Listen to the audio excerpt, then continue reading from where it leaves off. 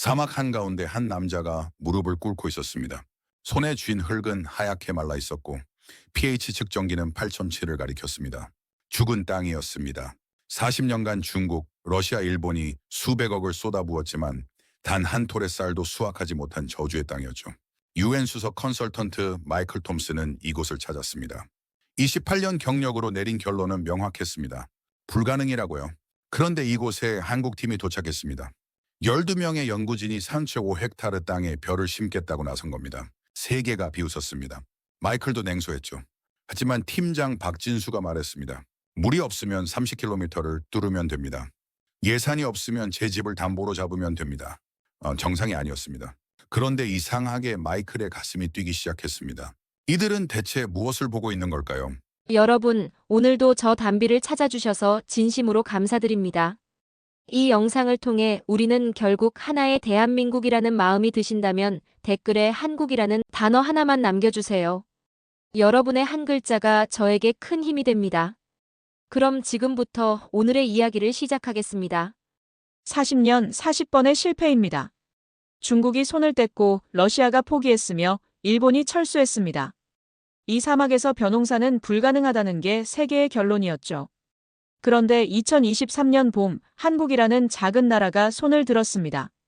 나는 그 보고서를 읽으며 코웃음을 쳤습니다. 저는 마이클 톰슨입니다. 유엔 식량농업기구 아시아 지역본부 수석 농업 컨설턴트죠. 아이오와 주립대학교에서 토양학 박사 학위를 받았고 28년간 아시아 34개국 187개 프로젝트를 평가했습니다. 캄보디아의 늪지대, 미얀마의 산악지, 네팔의 고산 농업까지 다뤘죠. 그중 142개가 실패였습니다. 저는 실패를 기록하는 남자로 불렸습니다. 감정보다 데이터를, 희망보다 확률을 믿었죠. 그게 제 방식이었습니다. 그날도 마찬가지였습니다. 방콕 사무실 책상 위엔 몽골 사막 벼 재배 프로젝트 보고서가 놓여 있었죠. pH 8.7의 알칼리성 토양, 염도, 과다. 낮 39도, 밤 8도의 극단적 일교차입니다. 과학적으로 불가능한 조건이었죠. 40년 동안 중국은 3번, 러시아는 5번, 일본은 7번 시도했습니다. 전부 실패했죠. 마지막 시도는 2019년 일본 국제협력기구였습니다. 3년간 8억 엔을 쏟아부었지만 결과는 참담했죠. 헥타르당 수확량 0.8톤, 상업성 제로였습니다. 그들도 결국 손을 뗐습니다. 그런데 한국이 나타났습니다. 예산은 일본의 10분의 1도 안 됐죠. 인력은 고작 12명이었습니다. 저는 파일을 넘기며 혀를 찼습니다. 또 하나의 실패가 기록되겠구나, 그렇게 생각했죠. 그때였습니다. 보고서 마지막 페이지, 이상한 문장 하나가 눈에 들어왔습니다. 매일 새벽 4시, 같은 시간, 같은 장소에서 약속을 지키겠습니다. 약속이라니요? 농업은 과학입니다. 토양 분석, 기후 데이터, 관계 시스템이죠. 약속 같은 감정적 언어가 끼어들 자리는 없습니다. 저는 피식 웃었습니다. 하지만 이상하게 그 문장이 머릿속에 남았죠. 창밖으로 방콕의 새벽이 밝아오고 있었습니다. 저는 커피를 한 모금 마시며 중얼거렸습니다. 이 약속이 얼마나 버틸 수 있을까? 냉소였습니다. 하지만 동시에 아주 미묘한 호기심이 생겼죠. 28년간 숫자만 보던 제가 처음으로 사람이 궁금해졌습니다. 일주일 뒤 저는 울란바토르 공항에 서 있었습니다. 바람이 거칠었죠. 건조한 공기가 피부를 찔렀고 숨을 쉴 때마다 목이 따가웠습니다. 이게 몽골이구나 실감했죠. 공항을 나서자 한 남자가 다가왔습니다. 박사님, 박진수입니다. 38세, 눈빛이 불타고 있었습니다. 악수를 나누는 그의 손은 거칠었죠. 농부의 손이었습니다. 현장까지 2시간 걸립니다. 출발하시죠. 차는 비포장 도로를 달렸습니다. 창밖으론 끝없는 황무지가 펼쳐졌죠. 풀 한 폭이 없는 땅이었습니다. 저는 차창에 비친 흙을 봤습니다.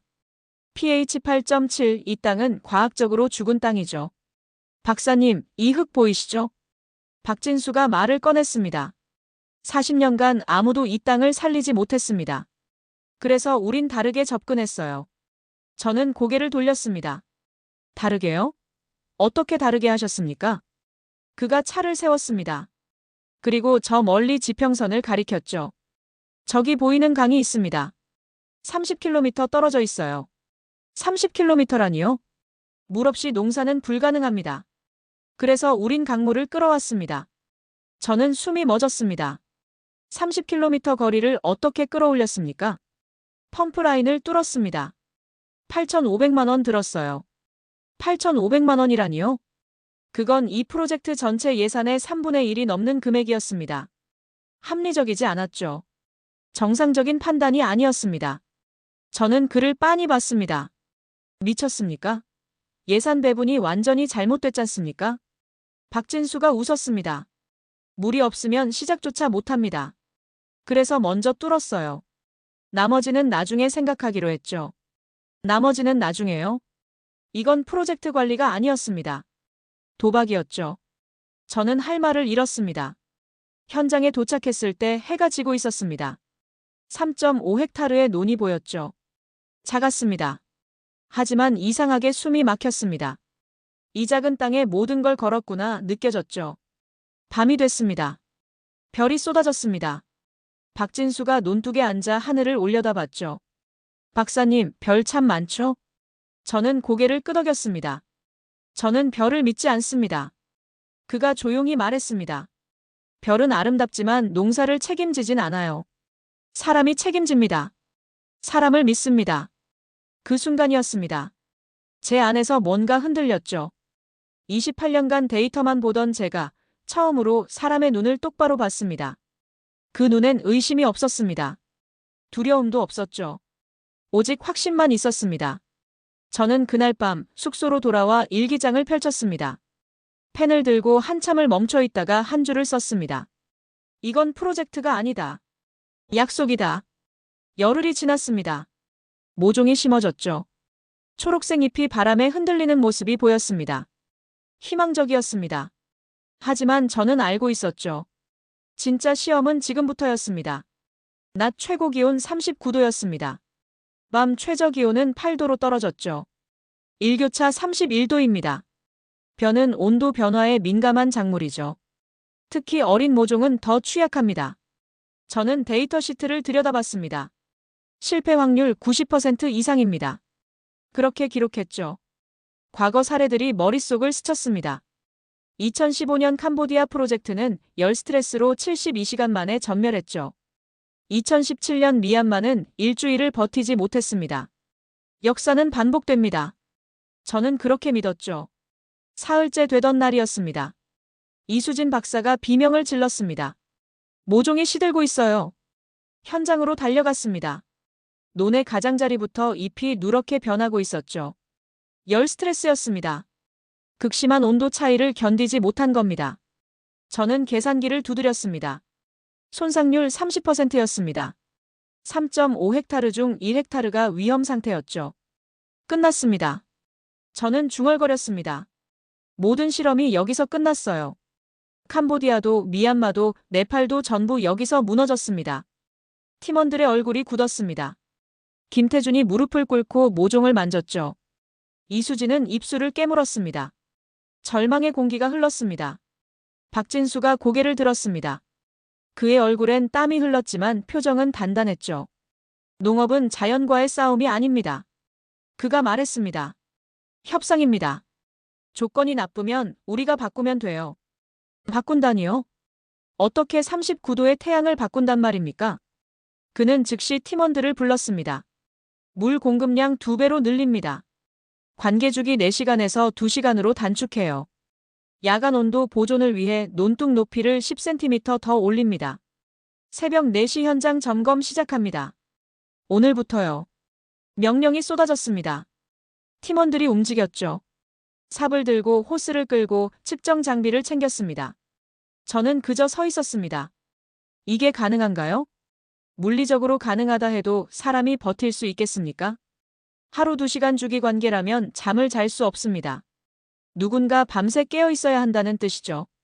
그건 학대였습니다. 새벽 4시였습니다. 저는 잠에서 깼습니다. 논에서 불빛이 보였죠. 나가봤습니다. 박진수가 있었습니다. 무릎을 꿇고 모종 하나하나를 살피고 있었죠. 손전등 불빛 아래 그의 그림자가 길게 늘어져 있었습니다. 자지 않으셨습니까? 제가 물었습니다. 2시간 잤습니다. 충분해요. 그의 손끝이 떨리고 있었습니다. 과로였죠. 하지만 그 손은 멈추지 않았습니다. 한 뼘, 한 뼘 모종을 확인하고 있었습니다. 박사님도 오셨네요. 그가 웃었습니다. 구경만 하실 겁니까? 아니면 같이 하실 건가요? 저는 멈칫했습니다. 28년간 저는 관찰자였습니다. 평가자였죠. 손을 더럽히지 않기로 했었습니다. 그게 전문가의 자세라고 배웠습니다. 하지만 그날은 달랐습니다. 저는 무릎을 꿇었습니다. 그리고 모종 옆 흙을 만졌죠. 손끝이 차가웠습니다. 흙은 축축했습니다. 물이 스며들고 있었죠.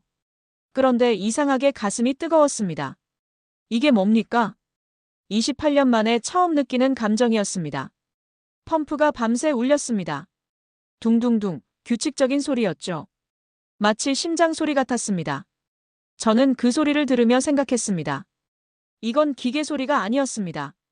인간의 고동이었죠. 저는 노트를 꺼내 기록을 남겼습니다. 이건 실험이 아니다. 인간의 의지 실험이다.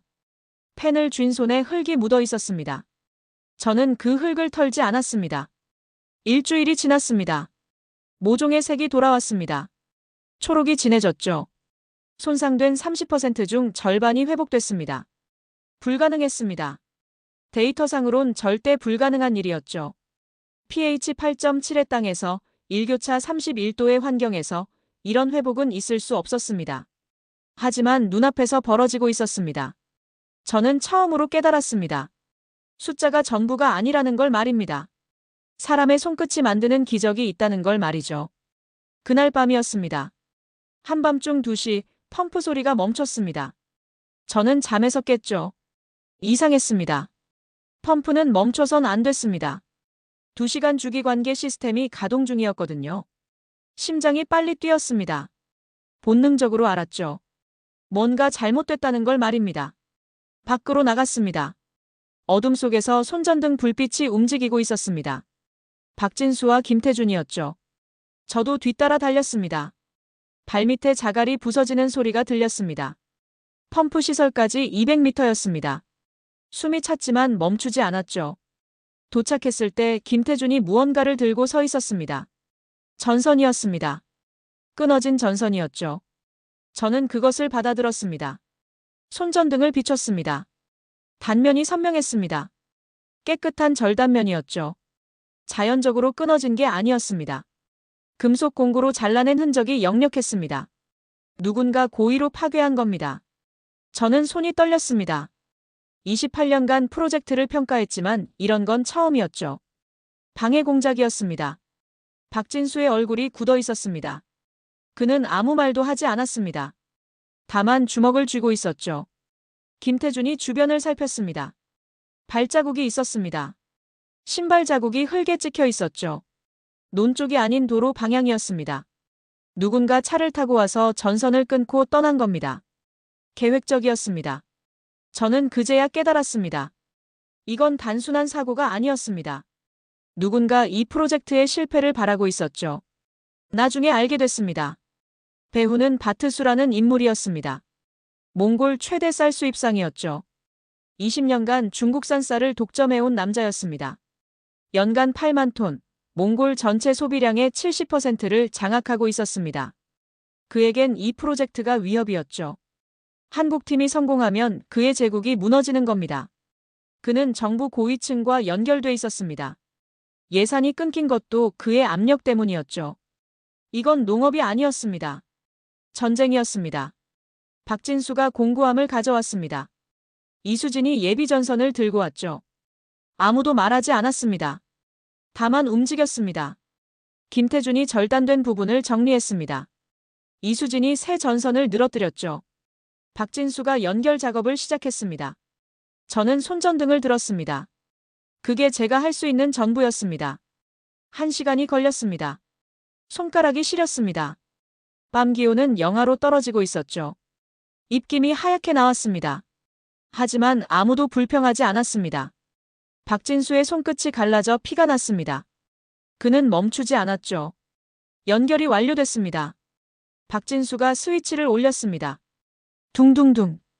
펌프가 다시 돌아갔습니다. 그 순간 모두가 숨을 내쉬었습니다. 긴장이 풀렸죠. 하지만 안도는 오래가지 않았습니다. 다시 당할 수 있었으니까요. 밤하늘에 별이 쏟아지고 있었습니다. 펌프 소리가 어둠을 가르며 울렸죠. 둥둥둥. 마치 심장의 고동 같았습니다. 저는 그 소리를 들으며 깨달았습니다. 이건 농사가 아니었습니다. 생존이었죠. 그들은 단순히 별을 키우는 게 아니었습니다. 불가능과 싸우고 있었습니다. 권력과 싸우고 있었죠.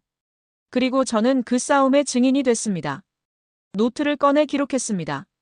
오늘 전선이 잘렸다. 그들은 1시간 만에 고쳤다. 이건 농업이 아니다. 전쟁이다. 펜을 쥔 손이 떨렸습니다. 분노였습니다. 28년 만에 처음 느끼는 감정이었죠. 8월 중순이었습니다. 모종은 무사히 자라고 있었습니다. 초록 물결이 바람에 흔들렸죠. 희망이 보였습니다. 그날 아침 박진수의 휴대폰이 울렸습니다. 몽골 농업부였죠. 통화가 끝났을 때 그의 얼굴이 굳어 있었습니다. 예산이 끊겼습니다. 공식 사유는 성과 미흡이었죠. 하지만 모두 알고 있었습니다. 바트수의 압력이었습니다. 팀원들이 회의실에 모였습니다. 침묵이 흘렀죠. UN 식량농업기구 규정상 예산이 없으면 프로젝트는 중단해야 합니다. 저는 매뉴얼을 펼쳤습니다. 제8조 사망이었습니다. 예산 지원 중단 시 즉각 철수 규정이 명확했죠. 저는 박진수를 봤습니다.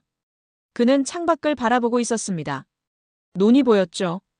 바람에 흔들리는 벼가 보였습니다. 그는 고개를 돌렸습니다. 조용히 말했습니다. 제 돈을 씁니다. 순간 방안이 얼어붙었습니다. 무슨 말입니까?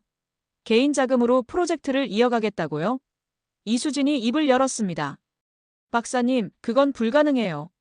남은 기간이 석 달인데 최소 6천만 원은 필요합니다. 박진수가 고개를 끄덕였습니다. 알고 있습니다.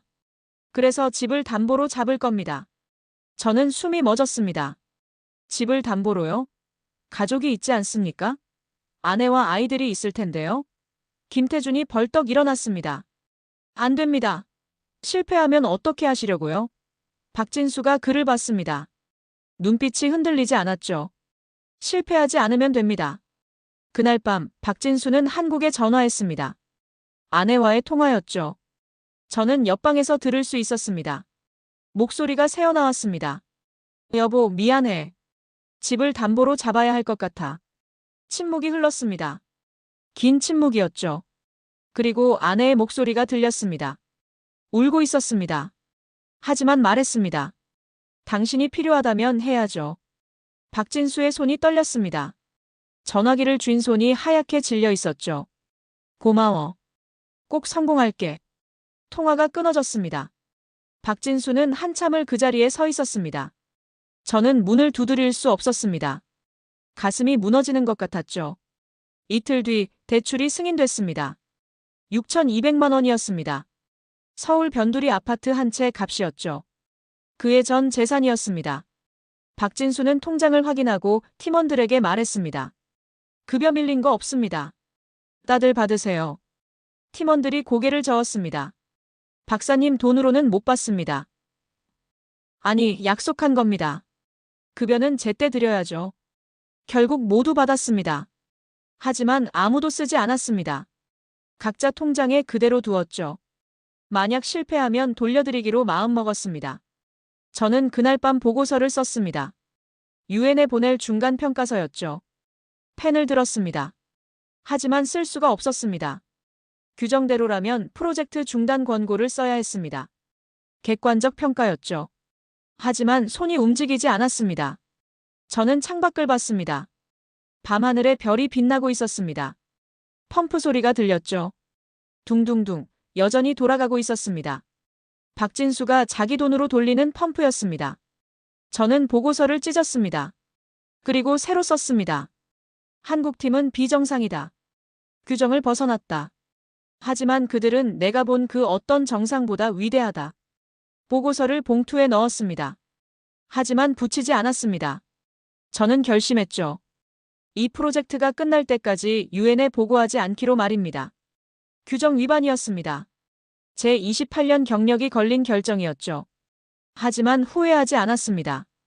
처음으로 숫자가 아닌 사람을 선택한 순간이었습니다. 9월 첫째 주였습니다. 새벽 4시 박진수가 비명을 질렀습니다. 저는 뛰쳐나갔습니다. 논에 물이 탁해져 있었습니다.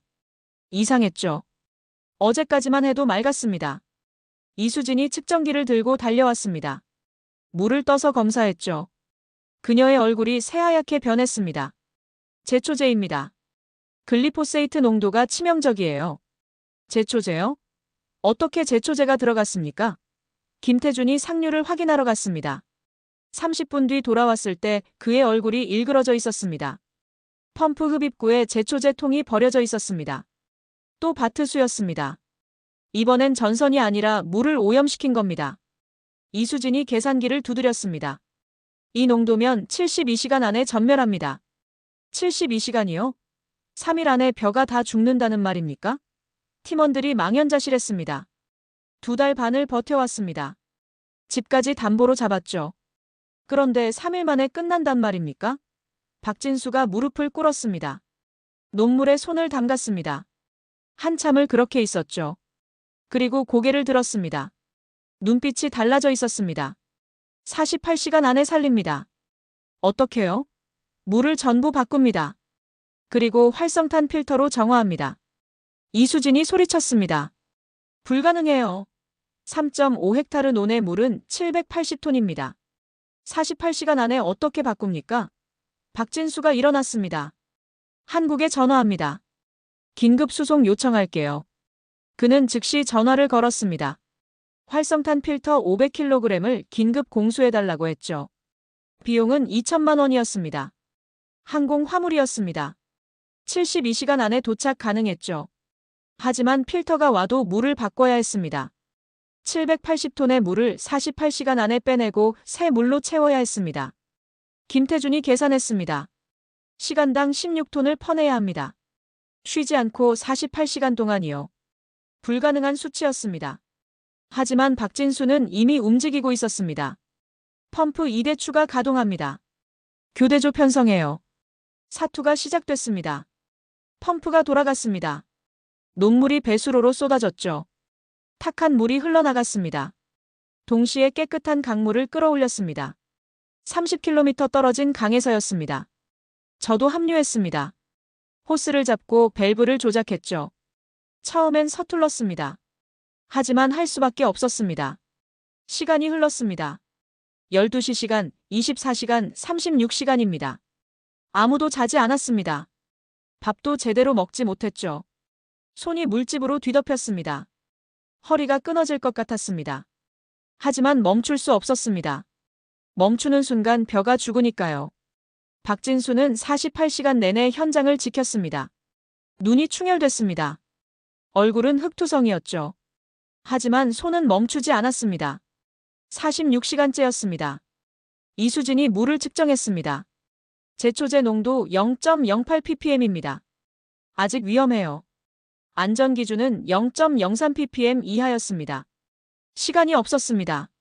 48시간째 활성탄 필터가 도착했습니다. 울란바토르 공항에서 트럭이 달려왔죠. 500kg의 활성탄이었습니다. 팀원들이 달려들었습니다. 필터를 설치했습니다. 물을 통과시켰죠. 1시간이 지났습니다.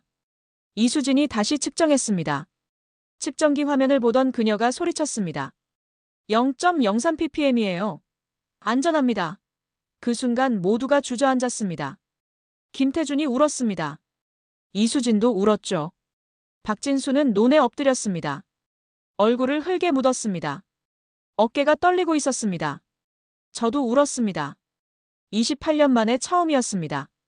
숫자가 아니라 사람 때문에 운천 눈물이었죠. 밤하늘에 별이 빛나고 있었습니다. 펌프 소리가 들렸습니다. 둥둥둥, 여전히 심장처럼 울리고 있었습니다. 저는 노트를 꺼냈습니다. 펜을 들었죠. 48시간 동안 780톤의 물을 바꿨다. 인간이 해낸 일이다. 기술이 아니라 의지였다. 손이 떨렸습니다. 하지만 또렷하게 썼습니다.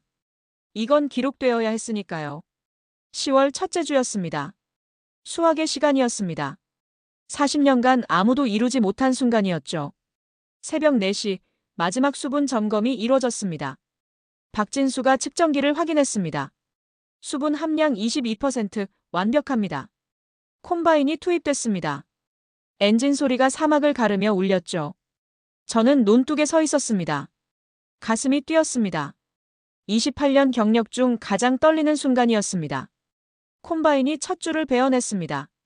황금빛 벼가 쏟아졌죠. 알곡이 기계 안으로 빨려 들어갔습니다. 이수진이 샘플을 채취했습니다. 간이 분석 장비로 측정했죠.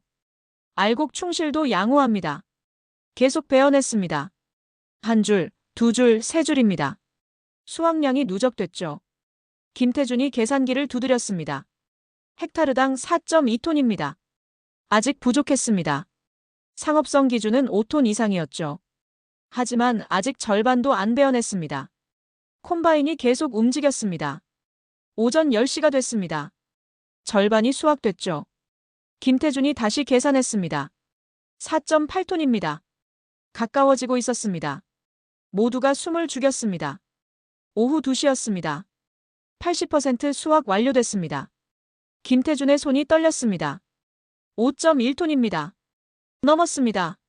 상업성 기준을 넘긴 겁니다. 하지만 아무도 환호하지 않았습니다. 마지막까지 지켜봐야 했으니까요. 오후 5시였습니다. 마지막 줄이 베어졌습니다.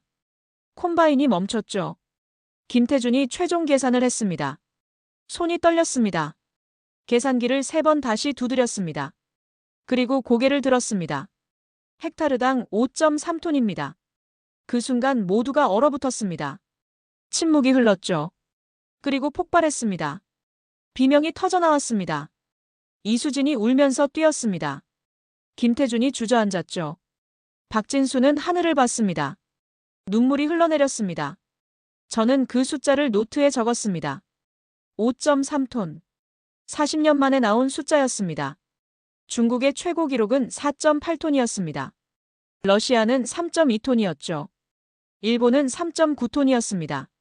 한국이 그들을 모두 넘어선 겁니다. 하지만 중요한 건 수량만이 아니었습니다. 품질이 관건이었죠. 이수진이 완전미 비율을 측정했습니다. 현미 샘플 1,000개를 분석했습니다. 깨지거나 변색된 알갱이를 걸러냈죠. 1시간이 걸렸습니다. 모니터에 숫자가 떴습니다. 91.3%였습니다. 완전미 비율 91.3%요. 국제기준 1등급은 85% 이상이었습니다. 한국쌀은 그 기준을 훌쩍 뛰어넘었죠. 이수진이 소리쳤습니다. 이건 프리미엄급입니다. 현장에 표지판이 세워졌습니다. 헥타르당 5.3톤이라고 적혀 있었죠. 증거였습니다. 40년 실패의 종지부였습니다. 저는 그 표지판을 봤습니다. 가슴이 뜨거웠습니다. 28년간 실패만 기록하던 제가 처음으로 성공을 목격한 순간이었습니다.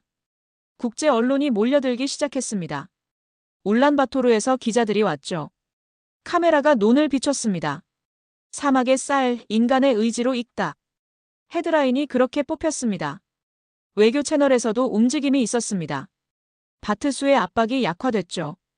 정부 고위층도 더 이상 방해하지 못했습니다. 숫자가 모든 걸 증명했으니까요. 해가 지고 있었습니다. 황금빛 들판에 노을이 내려앉았죠. 벼는 다 베어졌습니다. 하지만 그 자리엔 무언가 남아 있었습니다. 약속이었습니다. 새벽 4시의 약속이었죠. 94일간 한 번도 어기지 않은 약속이었습니다. 저는 노트를 펼쳤습니다. 마지막 문장을 썼습니다. 오늘 나는 불가능이라는 단어를 폐기한다. 수치는 거짓말을 하지 않는다. 그리고 오늘 수치는 한국의 편이었다. 펜을 내려놓았습니다. 손이 떨렸지만 마음은 평온했습니다. 28년 만에 처음으로 보고서가 아닌 증언을 쓴 날이었으니까요. 박진수가 다가왔습니다. 그는 아무 말도 하지 않았습니다. 다만 제 어깨에 손을 올렸죠. 그 손이 무겁게 느껴졌습니다. 하지만 따뜻했습니다. 저는 그제야 알았습니다. 기적은 하늘이 주는 게 아니었습니다. 약속이 만드는 거였죠. 새벽 4시의 약속이 94일간의 헌신이 집을 담보로 잡은 결단이 만든 기적이었습니다. 밤이 됐습니다. 별이 쏟아졌습니다. 펌프는 여전히 돌아가고 있었죠. 둥둥둥, 심장처럼 울리는 소리였습니다. 저는 그 소리를 들으며 생각했습니다. 이 소리가 멈추지 않는 한 불가능은 없다고 말입니다. 11월 첫째 주였습니다. 수확한 쌀이 포대에 담겼습니다. 한국몽골협력미라는 라벨이 붙었죠. 울란바토르 중앙시장으로 향했습니다. 박진수와 저는 트럭을 따라갔습니다. 시장은 아침부터 활기가 넘쳤습니다. 상인들의 흥정소리가 사방에서 울려 퍼졌고 손님들이 쌀 포대 사이를 오가고 있었죠. 쌀 판매대가 시장 중앙에 즐비하게 늘어서 있었습니다. 대부분 중국산이었습니다. 킬로그램당 1,200 투구리게 팔리고 있었죠. 박진수가 한국 쌀을 진열하기 시작했습니다. 천천히 포대를 열어 쌀을 보였습니다. 햇빛 아래에서 윤기가 반짝였죠. 알이 굵고 단단해 보였습니다. 가격표를 붙였습니다. 킬로그램당 1,570 투구리기였습니다. 중국산보다 31%나 비쌌죠. 옆 가게 상인이 지나가다 가격표를 보고는 피식 웃었습니다. 비싸서 절대 안 팔릴 거라는 표정이었죠. 박진수는 아무 말도 하지 않았습니다. 다만 쌀을 더 잘 보이도록 펼쳐놓았습니다. 저는 옆에 서서 지켜봤습니다. 솔직히 불안했습니다. 31%나 비싼 쌀을 누가 사겠습니까? 첫 손님이 다가왔습니다. 60대쯤 돼 보이는 중년 여성이었죠. 쌀을 한 움큼 집어들었습니다. 손바닥 위에서 굴려보며 알갱이를 살폈습니다. 그리고 가격표를 봤습니다. 표정이 굳었습니다. 왜 이렇게 비쌉니까? 박진수가 차분하게 대답했습니다. 사막에서 키운 쌀입니다. 몽골 땅에서 자란 첫 프리미엄 쌀이죠. 여성이 고개를 저었습니다. 중국 쌀도 충분히 좋은데 왜 비싼 걸 사야 합니까? 박진수는 옆에 있던 중국산 쌀을 한 움큼 떠서 보여줬습니다. 그리고 한국 쌀과 나란히 놓았죠. 차이가 명확했습니다. 한국 쌀은 알이 통통하고 색이 균일했습니다. 중국산은 알갱이 크기가 제각각이었고 색도 불균일했죠. 직접 비교해보세요. 완전미 비율이 91%입니다. 여성이 두 쌀을 번갈아 봤습니다. 한참을 고민하더니 한국 쌀 1kg을 샀습니다. 첫 판매였습니다. 하지만 그게 끝이 아니었습니다. 그 여성이 쌀을 들고 가며 옆 사람에게 말했습니다. 몽골 땅에서 키운 쌀이래요. 한번 먹어봐야겠어요. 소문이 퍼지기 시작했습니다. 사람들이 하나둘 모여들었죠. 호기심 어린 눈빛으로 쌀을 들여다봤습니다. 한 남성이 물었습니다. 정말 이 사막에서 키웠습니까? 믿기지 않는데요. 박진수가 사진을 꺼냈습니다. 논 사진이었습니다. 사막 한가운데 펼쳐진 초록 물결이 보였죠. 수확하는 모습도 있었습니다. 사람들이 탄성을 질렀습니다. 정말 우리 땅에서 벼를 키웠군요. 40년 동안 불가능했던 일인데 말이죠. 판매가 시작됐습니다. 한 포대, 두 포대씩 팔려나갔습니다. 저는 믿을 수 없었습니다. 가격이 비싼데도 사람들이 샀습니다. 한 청년이 5kg을 샀습니다. 이유를 물었죠. 비싼 게 아닙니다. 값진 겁니다. 그 말이 제 가슴을 쳤습니다. 사람들은 단순히 쌀을 사는 게 아니었습니다. 가능성을 사고 있었죠.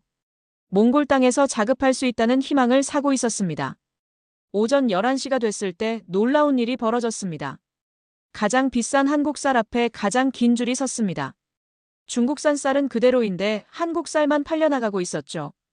정오가 되기 전에 첫 번째 물량이 완판됐습니다. 200kg이 2시간 만에 동났습니다. 박진수가 저를 봤습니다. 그의 눈엔 눈물이 고여 있었죠. 해냈습니다, 박사님. 저도 울컥했습니다. 28년간 숫자만 보던 제가 이렇게 감격할 줄 몰랐습니다. 시장이 증명했습니다. 사람들의 선택이 진실을 말해줬죠. 소문은 더 빠르게 퍼졌습니다. 다음 날, 더 많은 사람이 찾아왔습니다. 일주일 만에 전체 수확량의 절반이 팔렸죠.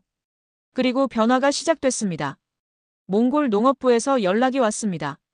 내년 재배 면적을 50헥타르로 확대하겠다는 제안이었죠.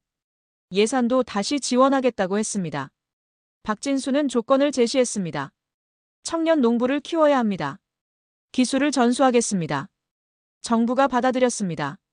청년 일자리 프로그램과 연계하기로 했죠.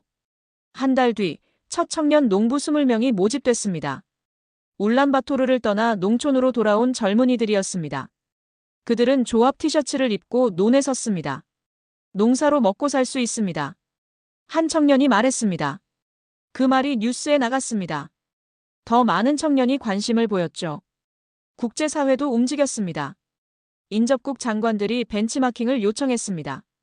카자흐스탄, 키르기스스탄, 우즈베키스탄에서 문의가 쏟아졌죠. 박진수는 매뉴얼을 만들기 시작했습니다. 기술 이전 프로그램을 설계했습니다. 한국의 경험을 나누겠다고 했죠. 12월 UN 식량농업기구에서 시상식이 열렸습니다. 혁신 농업 모델로 선정됐습니다. 저도 참석했습니다. 박진수가 무대에 올랐을 때 장내가 기립했습니다. 박수가 터져나왔죠. 저도 일어나 박수쳤습니다. 28년 만에 처음으로 성공을 축하하는 박수였습니다. 그날 저녁 박진수와 단둘이 앉았습니다. 집 담보는 풀었습니까? 제가 물었습니다. 박진수가 웃었습니다. 다음 달에 풀립니다. 아내가 정말 기뻐하더군요. 당연하죠. 성공했잖습니까? 아닙니다, 박사님. 박진수가 고개를 저었습니다. 아직 시작입니다. 이제 50헥타르를 해야 하고 청년들을 가르쳐야 하고 다른 나라들도 도와야 합니다. 여전히 앞만 보고 있었습니다. 저는 그제야 깨달았습니다. 이 사람은 멈추지 않는다는 걸 말입니다. 몽골 정부가 공식 발표를 했습니다. 우리가 심은 것은 쌀이 아니라 자존심입니다. 대통령의 연설이었죠. 식량 자급 청사진이 발표됐습니다. 10년 내 쌀 자급률 50% 달성 목표였습니다. 정부, 시장, 국민이 하나로 움직이기 시작했습니다. 그 중심에 현장이 있었습니다. 청년들이 있었고 박진수가 있었죠. 저는 방콕 사무실로 돌아왔습니다. 책상 위에 몽골 보고서가 놓여 있었습니다. 6개월 전 제가 코웃음 쳤던 그 보고서였죠. 저는 마지막 페이지를 펼쳤습니다. 매일 새벽 4시, 같은 시간, 같은 장소에서 약속을 지키겠습니다. 그 문장을 다시 읽었습니다. 이제 알았습니다. 약속이 기적을 만든다는 걸 말입니다. 저는 새 보고서를 작성하기 시작했습니다. 28년 경력의 마지막 보고서였습니다. 제목은 이렇게 붙였습니다. 사막이 익힌 것은 벼가 아니라 사람의 마음이었다. 펜을 들고 첫 문장을 썼습니다. 나는 28년간 숫자를 믿었다. 하지만 몽골에서 나는 사람을 보았다. 그들은 불가능을 통계로 남기지 않았다. 약속으로 바꿨다. 창밖으로 방콕의 새벽이 밝아오고 있었습니다. 저는 노트를 덮었습니다. 이제 새로운 아침이었습니다. 숫자가 아닌 사람을 믿는 아침이었죠.